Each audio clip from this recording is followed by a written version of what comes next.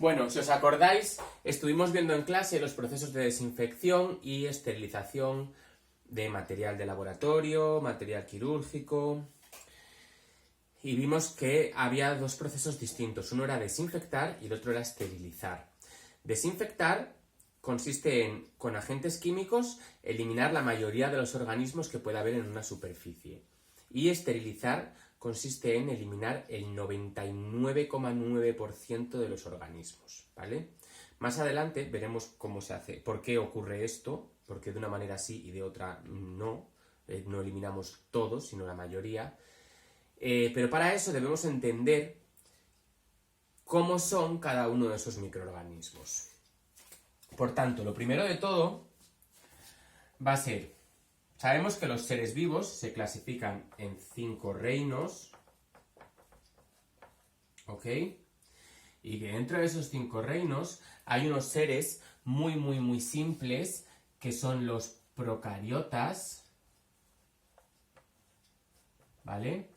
Y otros seres compuestos por unas células más complejas que son los eucariotas.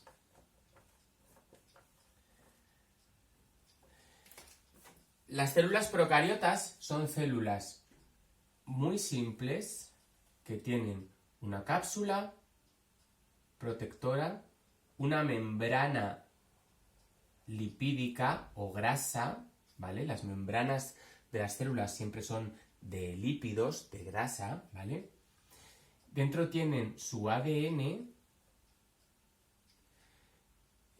y unos orgánulos muy sencillos que son los ribosomas.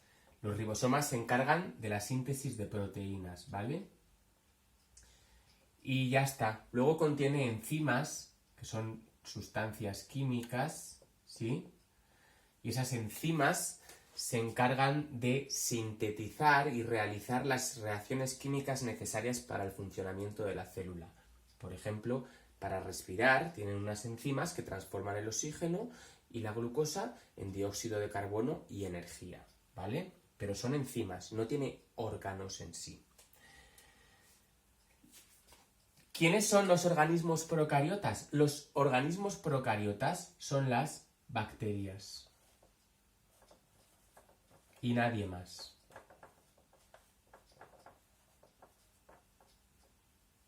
Quiero que os quedéis con que las bacterias son procariotas y esas son seres unicelulares y están formados por una cápsula, la membrana, unos orgánulos muy sencillos que sintetizan proteínas que son los ribosomas y el ADN, ¿vale? Y las enzimas que les permiten realizar las funciones vitales. Las enzimas gestionan sus reacciones químicas. Si me voy a los eucariotas, las células eucariotas son bastante más grandes que las procariotas, ¿vale?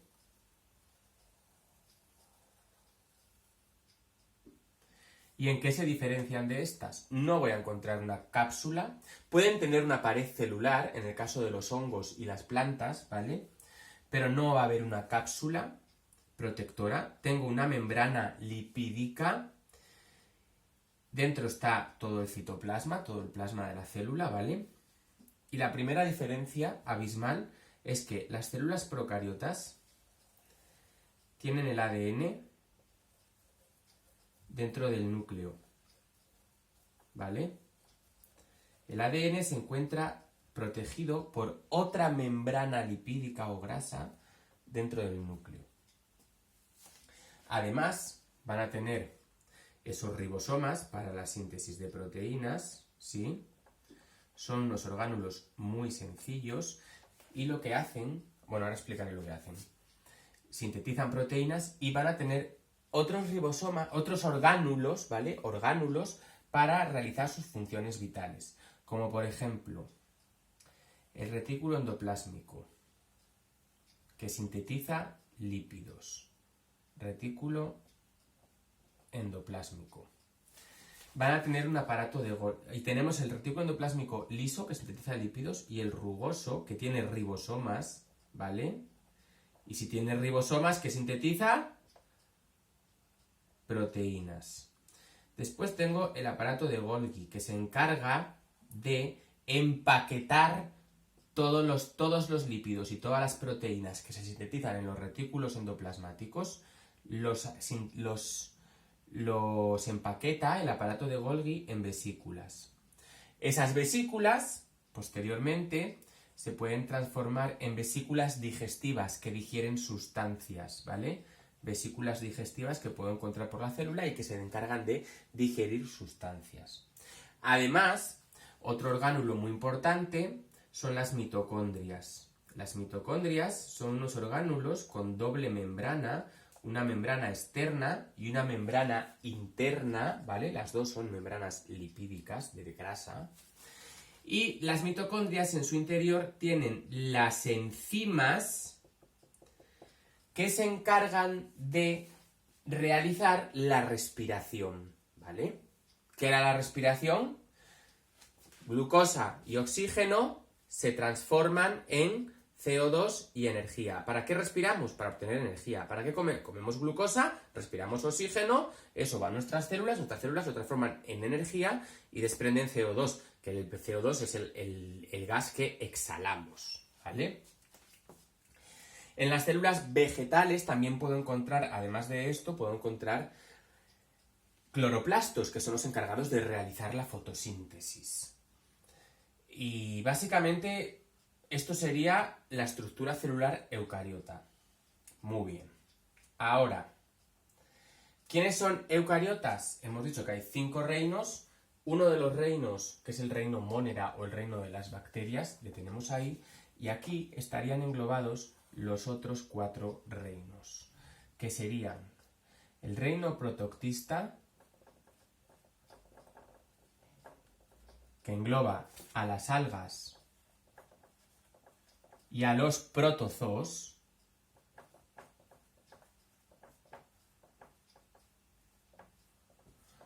Ojo, porque los protozoos son muy pequeñitos y son una única célula, son unicelulares, ¿vale? Los protozoos son unicelulares y algunas algas también son unicelulares, son una sola célula, pero son eucariotas, son células complejas, no son procariotas. Tendríamos el reino de los hongos,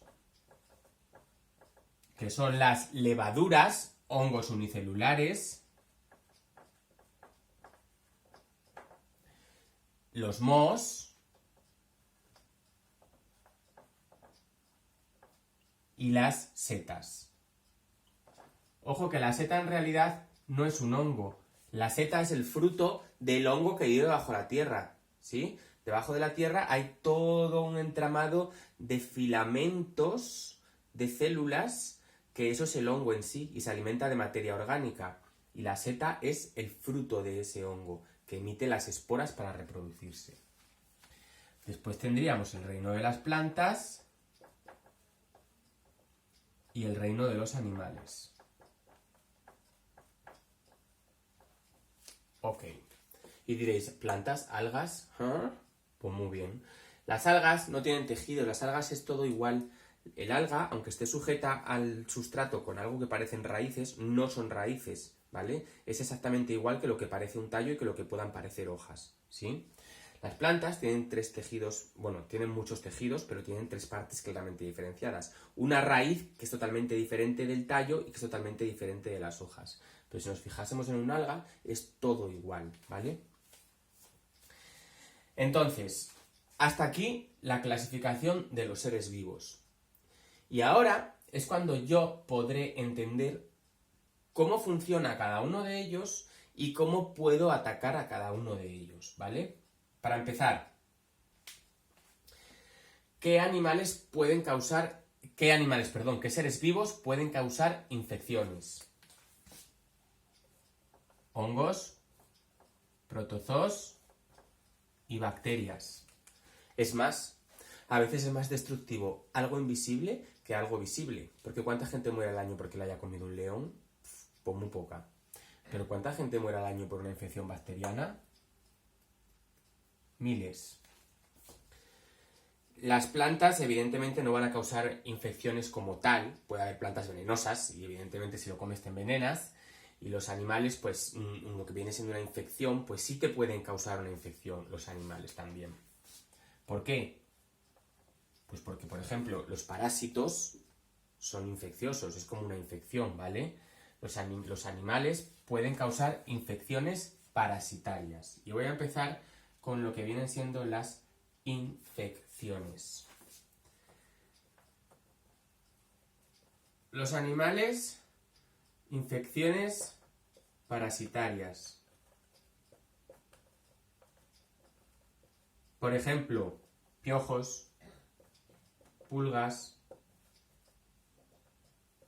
garrapatas y lombrices intestinales, incluso la tenia. Vale, las plantas nos olvidamos de ellas y ahora me voy a los hongos. ¿Los hongos pueden causar infecciones? Sí. Los hongos unicelulares pueden causar micosis, que es infección por hongos, ¿vale? Infecciones micóticas. Pueden salir, por ejemplo, hongos en los pies. Si llevo un calzado que no es el adecuado, el pie suda, ese sudor queda ahí, el pie está constantemente húmedo y en ese ambiente húmedo pueden aparecer hongos que son parásitos. Los protozoos, las algas no van a causar ninguna infección, ¿vale? Pero los protozoos sí que me pueden causar una infección. Hay protozoos que son parásitos. ¿Y quiénes son? Pues por ejemplo, la malaria. El protozoo que causa la malaria, que es del género Plasmodium, ¿vale? Plasmodium vivax y Plasmodium falciparum producen malaria. También la enfermedad del sueño la causa otro protozoo, ¿vale? La malaria es porque los protozoos, sabéis que lo transmite un mosquito. ¿Qué es lo que ocurre? Ese protozoo está en el agua y la larva del mosquito vive en el agua. Cuando va a salir el mosquito ya con alas, sale del agua, emerge el mosquito, pero está infectado con ese protozoo. Y cuando nos pica, entra el protozoo en nuestra sangre. Y ese protozoo es parásito de los glóbulos rojos. Se mete dentro de nuestros glóbulos rojos y ahí está alimentándose y entonces nosotros acabamos, de malaria te acabas muriendo si no se trata, evidentemente. Vale, y luego tenemos por último las bacterias. Y las bacterias pueden causar infecciones bacterianas, como por ejemplo neumonía causada por Streptococcus pneumoniae. Voy a borrar, ¿eh?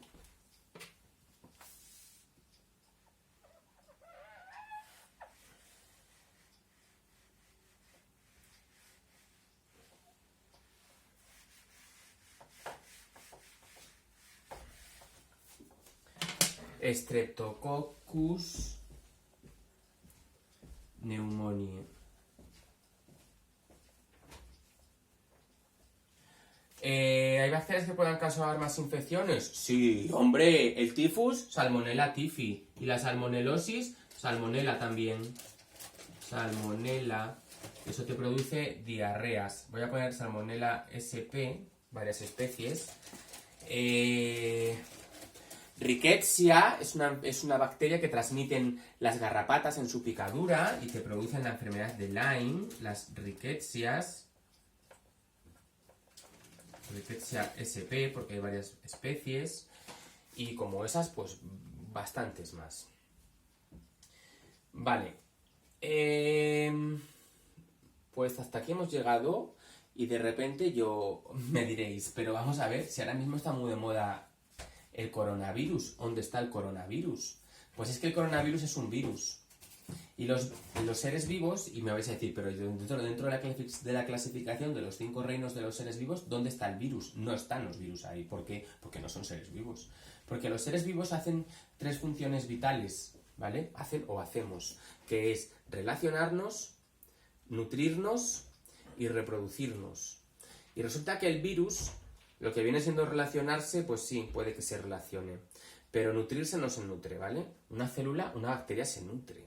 Una bacteria necesita alimentarse y si no, muere. Un virus no necesita alimentarse. Un virus es una cosa inerte, ¿vale? Y además un virus no puede reproducirse por sí mismo, necesita que le reproduzca una célula.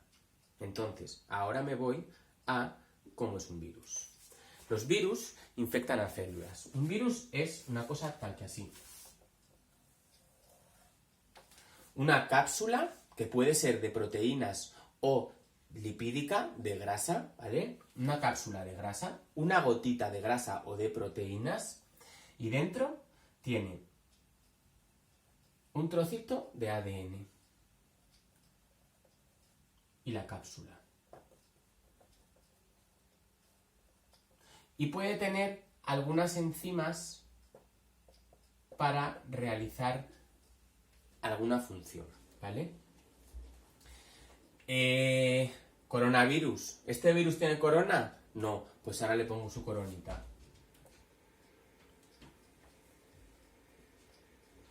Esto de aquí son las proteínas que están adheridas a su cápsula lipídica, ¿vale? Es una gotita de grasa con unas proteínas que se han pegado ahí, ¿vale? Muy bien, pues ya tenemos la corona, el coronavirus. ¿Qué va a ocurrir ahora? Que esto, cuando llega a una célula, cuando entra en contacto con una célula, que esto no se mueve, que esto no hace nada, que esto es inerte totalmente, que esto no necesita comer para morirse, que esto tú lo dejas ahí posado y ahí se queda. A no ser que le hagas algo para destruirlo, ahí se queda y puede estar años. Bueno, no puede estar años, pero bueno, porque al final se inestabilizan. Pero puede estar mucho tiempo ahí sin alimentarse y no le pasa nada. Y es más, su afán no es alimentarse de nuestras células, ¿vale? Y ahora vamos a ver lo que pasa. Tengo aquí una célula. Imaginemos que es una célula de mi tracto respiratorio, que es donde ataca el coronavirus. Mi célula tiene aquí su núcleo con su ADN. ¿Y qué va a ocurrir? Bueno, tiene sus ribosomas para generar proteínas, ¿vale? ¿Cómo generan estos ribosomas proteínas? El ADN sale del núcleo, se hace una copia de ADN del núcleo que se llama ARN, la copia, ¿vale? Y ese ARN va al ribosoma, el ribosoma lo lee y genera, se hace una copia, esto va al ribosoma, el ribosoma lo lee y ¿qué va a generar? Una proteína. La proteína que corresponda a eso, ¿vale? Así es como funcionan nuestras células. ¿Qué es lo que va a hacer el virus? El virus, cuando llega a la célula, además de su membrana lipídica, va a tener aquí unas cositas, otras proteínas, ¿vale?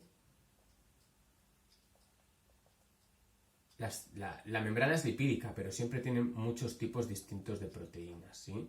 Así, asado, los voy a poner ahí como con muchas formas distintas. ¿Vale? ¿Qué va a pasar? Cuando este virus entra en contacto con la célula, ¿vale? Estas proteínas y estas, digamos, se hacen como un modelo de llave cerradura, encajan. Entonces, cuando esto y esto encaja, el virus es reconocido por estas proteínas, se encaja, ¿vale? ¿Y qué va a pasar? Que las dos membranas lipídicas se fusionan. Es como una gotita de aceite y otra gotita de aceite, si las pones juntas se fusionan, ¿no? Pues el virus se va a fusionar con la célula y va a pasar algo tal que como así. Se fusiona la membrana y ya tenemos al virus ahí. Siguiente paso, entra ese ADN.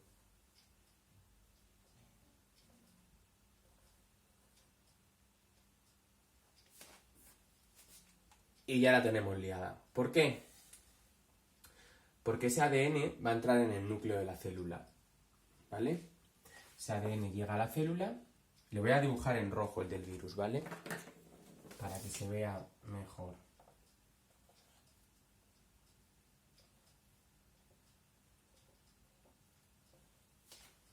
Ese ADN entra en nuestra célula. Nuestra célula piensa que ese ADN pues es suyo, lo incorpora en su núcleo, ¿vale? Con el resto de ADN. ¿Y qué va a hacer ahora la célula? Pues trabajar. Nuestras células se dedican a trabajar, no como algunos o algunas que se dedican a holgazanear, ya les pesará. ¿Qué va a hacer esta célula? Pues muy sencillo, va a coger ese ADN y lo va a multiplicar muchas veces, ¿vale? Es como si le hubiesen lavado el cerebro y hace lo que diga ese ADN, ¿vale? Nuestras células multiplican el ADN para poder dividirse ellas, ¿vale? Multiplican el ADN, se dividen. Pues en este caso también va a multiplicar el ADN del virus. Muy bien, pues va a multiplicar el ADN del virus y van a salir por aquí copias de ADN. Y también lo va a transformar en ARN. ¿Para qué? Para que lo lea el ribosoma. Y entonces va a transformar eso en ARN del virus que van a leerlo los ribosomas, ¿sí? ¿Y qué van a hacer los ribosomas? Van a formar por aquí las cápsulas, las proteínas del virus, y me voy a encontrar que la célula está llena de cápsulas, proteínas del virus y copias del ADN del virus, ¿sí? Todo este remix se va ensamblando solo, ¿sí? Se va mezclando y el ADN cuando el ADN y cuando las proteínas tocan la gotita de grasa se quedan pegadas a ella, así que ya chuchu, chuchu, chuchu. Y cuando tenemos el ADN ahí, cuando el ADN lo toca, lo mismo, se queda como embebido y entra adentro y ya tenemos ahí. ¿Qué es esto? Un nuevo virus. ¿Qué es esto? Entre el ADN, las proteínas, un nuevo virus. ¿Quién ha hecho a estos virus?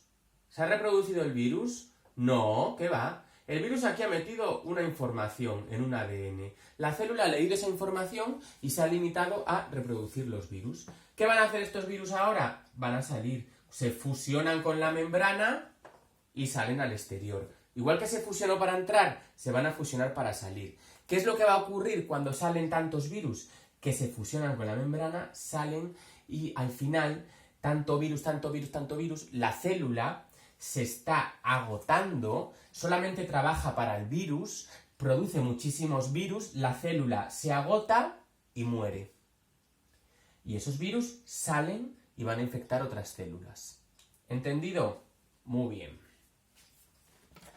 Pues ahora aquí tenemos a otros agentes. Los virus. Que crean enfermedades producidas por virus. Pues tenemos la enfermedad por el coronavirus. El SARS. El MERS. Esos son muy famosos porque son nuevos. Pero tenemos la gripe, el resfriado también es por un coronavirus. La gripe es un coronavirus, por cierto, también, ¿eh? El resfriado. El VIH, que es el que produce virus inmunodeficiencia humana, ¿vale? El virus del VIH. No se me viene ahora mismo ninguno más, tampoco voy a perder tiempo en pensar.